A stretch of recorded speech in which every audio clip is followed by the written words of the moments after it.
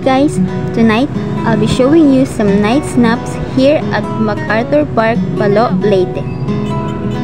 Bale, naglakad na nga lang kami dahil hindi naman masyadong malayo. Pero kung kayo ay nagbabalak pumunta, pwede kayong sumakay ng tricycle that cost 15 pesos per head.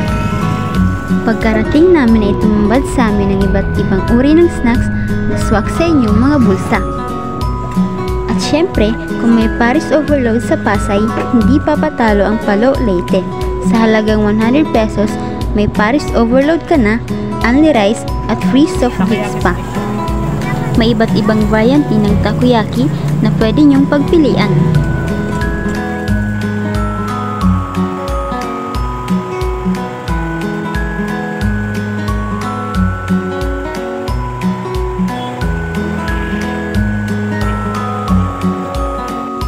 After namin bumili ng snacks, ay dumiretso na kami sa park. At ito yung view makikita nyo sa pinaka-entrance part ng pasyalang ito.